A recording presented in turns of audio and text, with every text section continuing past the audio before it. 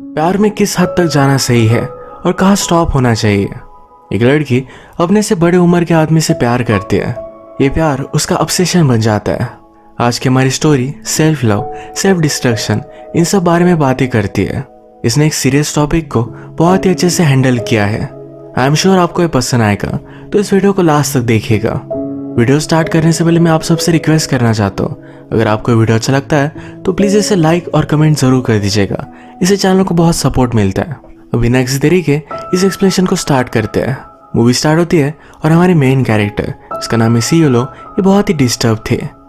आज ही उसका उसके बॉयफ्रेंड के साथ ब्रेकअप हुआ था। उसकी सब चीज़ें फेंक कर वो अपना गुस्सा निकाल रही थी। ये सब चल रहा था, तभी उसे ऑनलाइन किसी का मैसेज आया। एक स्ट्रेंजर था। वहां से कहता है, मैंने सुना कि तुम बहुत ही ब्यूटीफुल हो। सियोलो कहती कि ऐसा कुछ भी नहीं है, मैं हार्ट ब्रोकन हूँ। वहां से वो स्ट्रेंजर कहता है, हार्ट ब्रोकन और ब्यूटीफुल। सियोलो कहती कि हाँ। स्ट्रेंजर ने कहा, तो कंफर्म हो गया कि तुम ब्यूटीफुल हो। इस पर सियोलो स्माइल करती है और इसी तरीके से हमारा स्ट्रेंजर और सियोलो इन दोनों के बीच में बात। सियोलो उसके बारे में हमें बताती है। कहती है कि मैं नॉर्मल नहीं हूँ। उसके स्कूल में ज़्यादा फ्रेंड्स नहीं है। वो हमेशा से बहुत सेल्फ सफिशिएंट थी। जब वो 18 साल की हुई तो अकेली सिटी में मूव हो गई थी। वही उसने अपने आप को बर्बाद किया था। पर सियोलो ने हमसे कहा, इसके बारे में हम आगे बात करेंगे। सियोलो उसके पेरेंट्स की फर्स्ट बेटी थी। इसके बाद बहुत सालों बाद उन्हें ट्विंस हुए थे। इसी वजह से सियोलो एज अ ओनली चाइल्ड उन्होंने रेज किया था। उसे जो भी चाहिए होता था यह सब उसे वो दे देते थे। उसका बहुत ख्याल रखते थे। इसी वजह से सियोलो को रिस्ट्रिक्शंस थे। उसका ज़्यादा पढ़ाई में भी ध्यान नहीं था। उसे अपने लाइफ को लेकर प्रॉब्लम्स थे। जैसे हमें पता है कि उसे लगता है कि वो अजीब है। इसी वजह से अपने पेरेंट्स से वो बात करती है। उन्हें कहती है, मुझे साइकोलॉजिस्ट के पास जाना है। सभी इंडियन पेरेंट्स की तरह ये दोनों भी इसे ज़्यादा सीरियसली नहीं लेते। सियोलो और स्ट्रेंजर इन दोनों के बीच में बहुत सारी कन्वर्सेशन ऑनलाइन ही स्टार्ट हो गई। इसके साथ बात कर कर सियोलो को बहुत अच्छा लगता था। एक दिन स्ट्रेंजर सियोलो से पूछता है, क्या तुम मेरे ग्रुप से मिलना चाहते हो? ये सब लोग उसके लिए बहुत इंपॉर्टेंट है। सियोलो उससे पूछती है, अगर एक जगह पर तुम्हारा ग्रुप डूब रहा है और दूसरी जगह पर मैं हूँ, तुम किसको चूज करोगे? स्ट्रेंजर कहता है, ऑफ कोर्स तुम्हें चूज करूंगा। सिर्फ मुझे तुम्हें बचाना है, पूरे ग्रुप को मैं नहीं बचा सकता। सियोलो कहती है कि उसे अपने स्कूल में ज्यादा मजा नहीं आता, उसे स्कूल बदलनी है। स्ट्रेंजर कहता है, तो बदल डालो। ये सियोलो के लिए हार्ड था, तो कहता है, जो चीजें हम लाइफ में करते नहीं यही हमारी बिगेस्ट रिग्रेट बन जाती है। सियोलो ने अपने पेरेंट्स से कहा, पर फिर भी वो माने नहीं। उसने फिर स्कूल जाना ही बंद कर दिया। उसे न्यू स्कूल में उन्हें डालना ही पड़ा। वो होपफुल थी कि स्कूल में उसकी फ्रेंड्स बनेंगी, वो अकेली नहीं रहेगी। पूरी क्लास में उसे कोई भी इंटरेस्टिंग नहीं लगा। 2-3 लड़कियों का ग्रुप था जो अपने ग्रुप में किसी को भी नहीं लिया करती थी। एक दिन सियोलो ने उन्हें आंसर करने में हेल्प की, तो वो भी उनकी फ्रेंड बन गई। एक दिन स्ट्रेंजर सियोलो से पूछता है, क्या तुम मेरे ग्रुप और मुझसे मिलोगी? सियोलो इस पर हाँ कहती है। यही बात वो ब्रेकफास्ट पर अपने पेरेंट्स से पूछ रही थी। उसके पेरेंट्स उसके लिए वरीड थे, ऐसे कैसे वो ऑनलाइन मिले हुए स्ट्रेंजर से मिल सकती है। सियोलो कहती है, ये बहुत ही नॉर्मल है, वो जल्दी घर भी आ जाएगी। मदर और फादर ने दोनों मिलकर इसे स्ट्रिक्टली मना कर दिया। फादर सियोलो से बहुत प्यार करते थे, तो सियोलो ने उसे मना लिया कि प्लीज मदर को भी समझाओ। मदर मान तो गई, पर सियोलो जहाँ जा रही है उसके साथ मदर भी आती है। इस कैफे में आने के बाद मदर ने सब लोगों को देखा कि वो किस तरह से है। उसे सेफ लगा, उसके बाद वो चली जाती है। ये सारा ग्रुप सियोलो को वेलकम करता है। थोड़ी देर में हमारा स्ट्रेंजर, जिसका नाम है अलेहो, ये भी वहां पहुंचा। इन दोनों ने एक दूसरे को देखा तो इनमें बहुत ही स्ट्रांग केमिस्ट्री थी। पूरे वक्त ये सिर्फ एक दूसरे को ही देख रहे थे। थोड़े टाइम में सियोलो के जाने का टाइम हो गया। अलेहो उसके पास आया, उसके नेक पर किस करता है। इस किस का नाम उसने स्वीट किस रखा हुआ है। उनके कन्वर्सेशन में भी बहुत बार उसने यूज किया था। यहाँ पर सियोलो की मदर उसे पिकअप करने के लिए फिर से वापस आ गई, तो उसे उसके साथ जाना पड़ता है।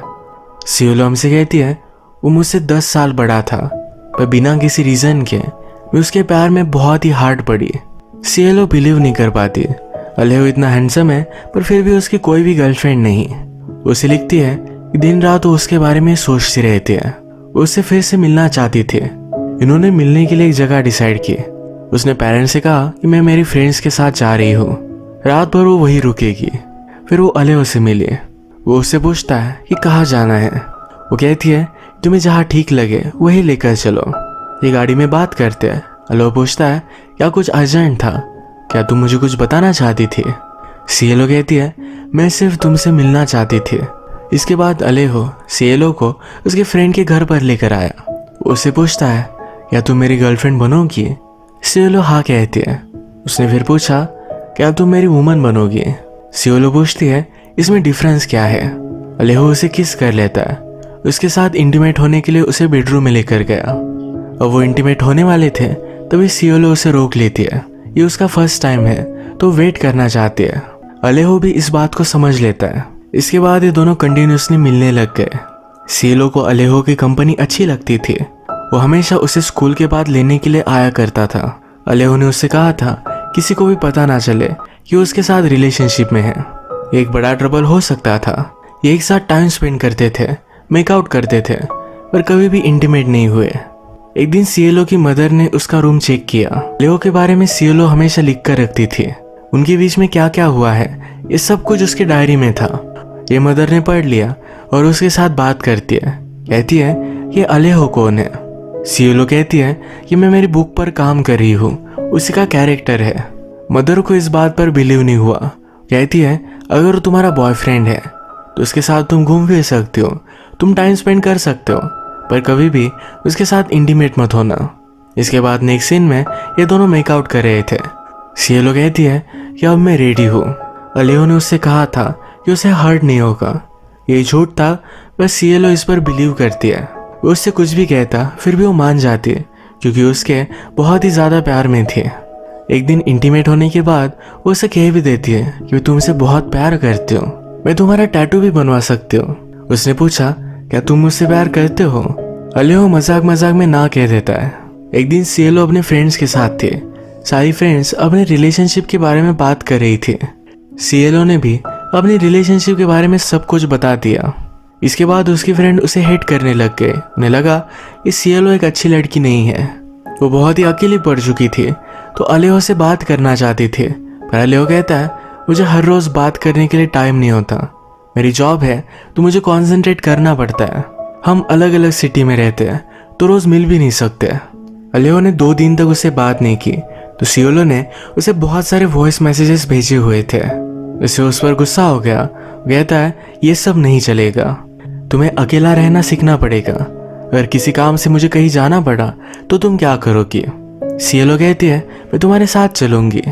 ये सब अलेहो को सही नहीं लगता। इन बातों से सीएलओ बहुत ही हार्ट ब्रोकन थी।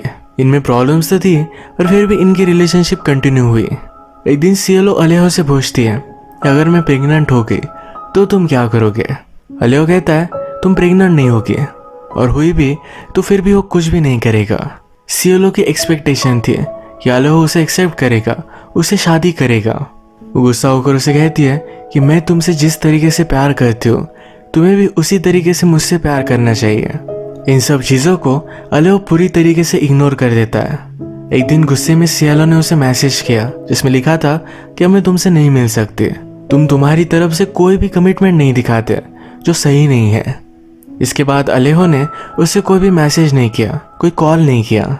सीओ को लगा कि उसने बहुत बड़ी गलती कर दी। वो अलेहो को कॉल करती है, उसे सॉरी कहती है, पर अलेहो मानता नहीं। कहता है तुमने ही मुझसे ब्रेकअप किया है। एक रात बहुत बारिश हो रही थी, वैसे ही सीएलओ उसके पास आई। अलेहो उसके लिए डोर भी नहीं खोलता। सीएलओ कहती है कि मैं बहुत सॉरी हूँ, मुझसे गलती हो गई, प्लीज मुझे माफ कर दो, मुझे तुम्हें खोना नहीं है। वो उसका बहुत टाइम तक वेट कर रही थी पर लास्ट तक अलेहो ने डोर ही नहीं खोला। सीएलओ 18 साल की हुई। उसके पेरेंट्स कहीं बाहर गए थे तो बहुत बड़ी पार्टी उसने की। इसमें अलेहो को भी उसने बुलाया था पर वो नहीं आया। उसे आजकल कुछ भी सही नहीं लगता। वो लिटरली मरना चाहती थी। सब चीज़ों को लेकर वो इनसिक्योर हो गई थी, स्पेशली अपनी बॉडी। वो फिर खाना खाकर उसकी उल्टी कर देती थी जिससे उसका वेट ना बढ़ पाए। उसे अपने लिए एक परफेक्ट बॉडी चाहिए थी। अब अलेहो से ब्रेकअप किए हुए उसे 1 साल हो चुका है। वो अब रह नहीं पाई। एक दिन अलेहो के घर पर पहुंच गई। वो उससे पूछता है तुम यहाँ क्या कर रही हो? सीएलओ कहती है 1 साल हो चुका है, मैं अब तुमसे दूर नहीं रह सकती। ये दोनों फिर किस कर लेते हैं। तभी अलेहो की गर्लफ्रेंड आ गई। सीएलओ अलेहो को कहती है कि मैं बिलीव नहीं कर सकती कि उसके लिए तुमने मुझे छोड़ा। उसे कुछ भी चीज में इंटरेस्ट नहीं था। वो दिन भर एक ही जगह पर पड़ी रहती थी। उसे स्कूल में ऐसे लिखने के लिए कहा गया जिसमें उसने लिखा उसे किसी भी चीज में इंटरेस्ट नहीं है। ये उसका ऐसे बहुत ही डिप्रेसिंग था जिसमें अलेहो के बारे में उसने सब कुछ लिखा था। उसकी टीचर उससे कहती है तुम्हें थेरेपिस्ट के पास जाना चाहिए। समझाती है तुम्हें कोई ना कोई तो चीज अच्छी लगती होगी, जैसे जर्नलिज्म है, राइटिंग है। इस पर सीएलओ ने भी सोचा। सीएलओ ने इसके बाद पूरी तरीके से फूड छोड़ दिया। वो कुछ भी नहीं खाती थी, वो सिर्फ जिंदा रहे इसके लिए सप्लीमेंट लिया करती थी। जिस तरीके से सीएलओ करती है उसी तरीके से और भी लोग होते हैं। इन्हें बुलिमिक कहा जाता है। सीएलओ ने फिर इन्हीं लोगों के लिए एक वेबसाइट बनाई जिनसे वो बातें कर सके। उसे लगता था इससे वो अपना गोल अचीव कर पाएगी, जो है परफेक्ट बॉडी। अभी भी हम देख सकते हैं सीएलओ और अलेहो ये दोनों मिलते रहते हैं। एक दिन सीएलओ जब अलेहो के पास आए तो उसका सारा सामान घर से निकल चुका था। उसने उससे पूछा तुम जा कहाँ रहे हो। अलेहो कहता है मेरी एक फ्रेंड को मेरी ज़रूरत थी तो उसी के साथ मैं अब रहने वाला हूँ। सीएलओ इस पर बहुत चिढ़ गए। सीएलओ उससे पूछती है तुम्हारी गर्लफ्रेंड का क्या। वो कहता है उससे मैंने ब्रेकअप कर लिया है। सीएलओ इस पर बहुत चिढ़ गए। उसे एक्सपेक्टेड था कि वो अलेहो के साथ रहेगी, पर अलेहो खुद किसी और के साथ जाकर रहने वाला है, और वो भी उसकी गर्लफ्रेंड के अलावा कोई और है। उसे बोलती है कि मैं बुलिमिक हूँ, यानी कि वो खाकर उल्टी कर देती है। अलेहो कहता है ये सब घटिया चीजें बंद कर दो। सीएलओ डिस्टर्ब थी तो अलेहो के नाम का टैटू करवा लेती है। एक दिन सीएलओ ने अलेहो को कॉल किया, पर यह कॉल अलेहो की फ्रेंड ने उठाया। सीएलओ सुनती है कि अलेहो उसे बता रहा था कि उसे इग्नोर कर दो।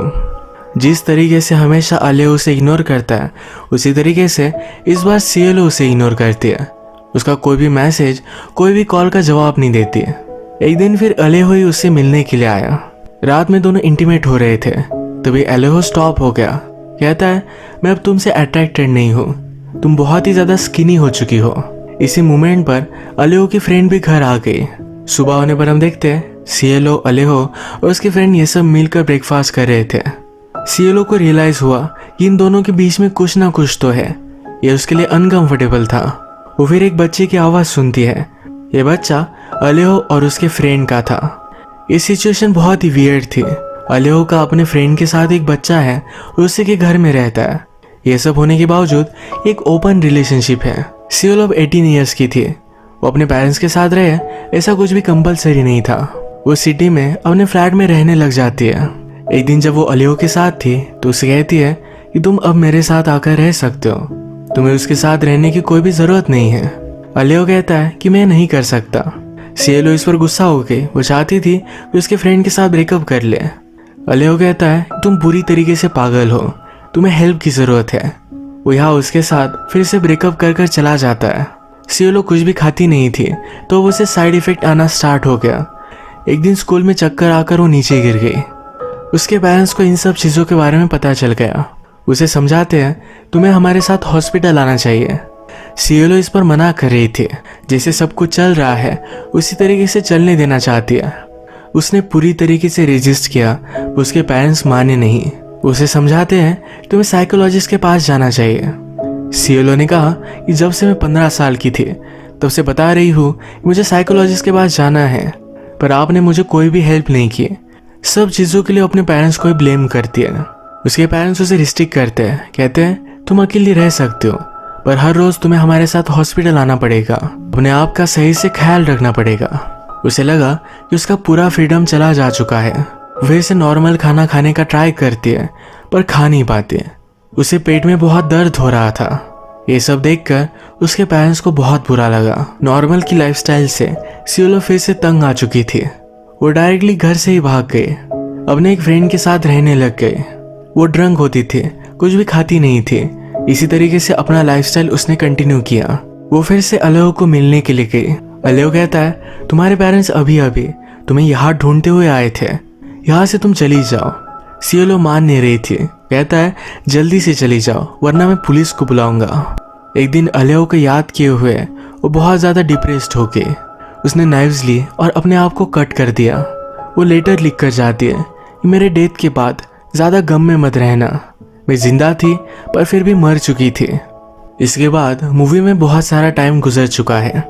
सियोलो सुसाइड अटेम्प्ट से बच चुकी है। वो हमसे कहती है कि मैंने ट्राई किया जिंदा रहने का रीज़न ढूंढने का। उसे बहुत सारे रीज़न मिल गए। उसने अपने बारे में एक चीज़ नोटिस की, उसके रिलेशनशिप, उसका खुद का पेन, सिर्फ यही चीज़ें उसे डिफाइन नहीं कर सकती। वो एज अ पर्सन और भी बहुत सारी चीज़ें हैं। पेन हमेशा से रिलेटिव है। उसका दर्द कोई भी पर्सनली समझ नहीं सकता, पर हर कोई इसे रिलेट कर सकता है, क्योंकि कभी ना कभी हम सब हमारी लाइफ में पागलों की तरह प्यार में थे। सियोलो ने अपने डिप्रेशन से ऊपर उठने की स्टोरी, अपने लाइफ के स्ट्रगल, इन सब की एक बुक लिखी। उसे हमेशा से ही राइटिंग में इंटरेस्ट था। यह हमारी स्टोरी एक रियल लाइफ स्टोरी है। इसके बाद वो एक बड़ी ऑथर बनी। वो अब उसके 3rd बुक पर काम कर रही है। वो सक्सेसफुल हुई और उसे अब 2 डॉटर्स है। वो अपनी लाइफ में हैप्पी है। अलेओ के साथ उसकी रिलेशनशिप टॉक्सिक थी, उसके लिए गलत था, पर जैसे सियोलो कहती है कि हम सब लोग कभी ना कभी पागलों की तरह प्यार में रहे हैं। ये उसका वही एक्सपीरियंस मूवी शेयर करती है। हमें होप देकर जाती है कि हमारी लाइफ में हमारे रिलेशनशिप के अलावा, हमारे पेन के अलावा और भी चीज़ें हैं जो हमें डिफाइन करती है। इस मैसेज के साथ आज का वीडियो हम ख़त्म करते हैं। अगर आपको वीडियो अच्छा लगा तो प्लीज़ इस वीडियो को लाइक कर दीजिएगा। मैं बहुत सारी मूवीज़ लेकर आते रहता हूँ, तो प्लीज़ इस चैनल को सब्सक्राइब कर दीजिए और बेल नोटिफिकेशन आइकन दबाना मत भूलिएगा। हम फिर से मिलेंगे और एक नई मूवी के साथ। तब तक के लिए थैंक यू। आप अपने आप का ख्याल रखिए। Don't be like सियोलो।